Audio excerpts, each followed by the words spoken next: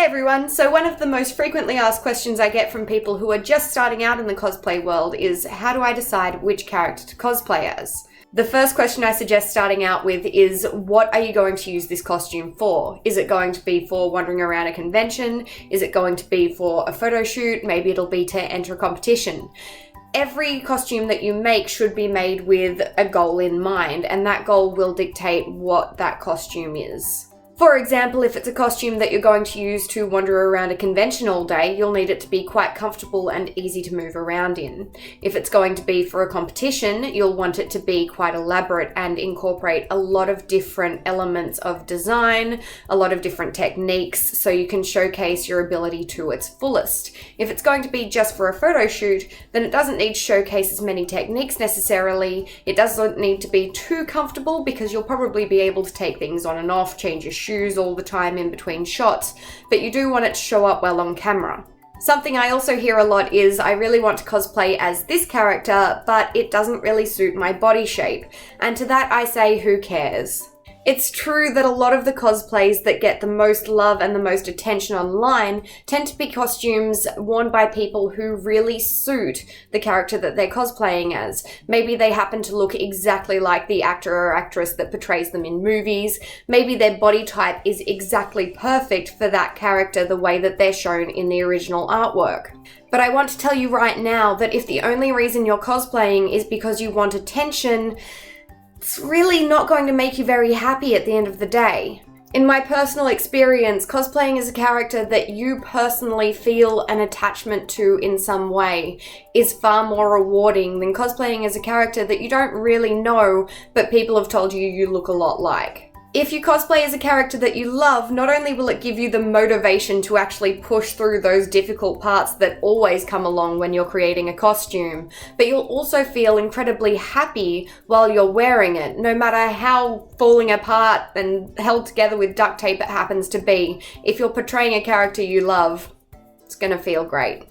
The next thing to think about is the cost of the cosplay versus the quality of the cosplay. In my time cosplaying, I've created over 50 different costumes, and some of them have cost me as little as $50 to make, while others have cost me more than $2,000 in materials alone. That doesn't mean that the ones that cost me $50 to make look terrible though. You have to remember that a costume like Kim Possible, for example, requires a lot less material than a costume like Christine's peacock dress from Love Never Dies. That's the over $2,000 in materials one, oh my god.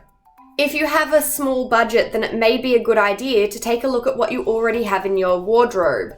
Using elements of ready-made clothes to put together a costume is still valid cosplaying, and it can look even better than something that you've just thrown together on a sewing machine from really cheap material, if that's all you can afford.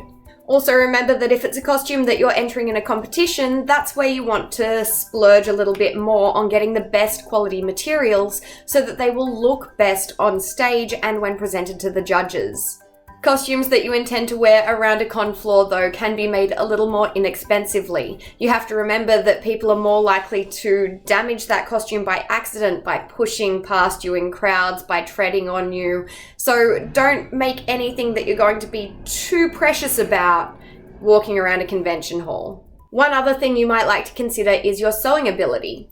Now, one of my first costumes that I attempted was Giselle's wedding dress from Enchanted, and that is a monster of a dress.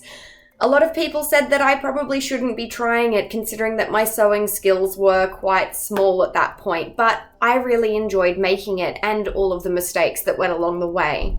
Looking back on it now, all I can see are those mistakes and things that I would change if I were to make it again. But that doesn't mean that I don't value the experience of learning how to make it and of wearing something that I had been told over and over and over again was a little outside of my skill zone. Just remember though, if you do plan to step outside of your comfort zone, you are likely to make more mistakes and therefore waste more money on materials that go into those mistakes.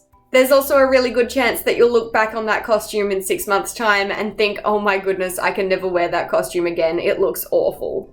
And that's okay. I think every cosplayer out there does that with their early costumes. Just remember that any costs that you sink into that costume should be seen as investments in your learning process and not investments in a costume that you'll continue to wear for years and years and years to come. Just remember though that we all start somewhere. You can't sit down at a sewing machine for the first time and expect to churn out incredible quality costumes. It just doesn't work that way, unfortunately. At the same time though, remember that mistakes are the most important part of the learning process. If you make a costume and it's perfect the first time, that's great, but it doesn't really teach you anything. So don't ever let a mistake stop you from continuing on in cosplay. If it gets you really down, maybe put aside that costume for the time being, work on a different project until you get motivated again to go back to that original costume. The single most important tip I can give you though is to just do what you're passionate about. Whether that's a character from a book that no one will actually recognize, or it's a character from a piece of artwork, or even a character that you just love the design of and you've never actually played that video game. Don't listen to what anyone else has to say about your choice of costume. If you love it and you're having fun, then you're already doing it right. Ugh, there's a truck outside making beeping noises. I'm trying to record a video! Stop reversing! You can't park in the middle of the— oh my goodness. It's like living in Crazy Town.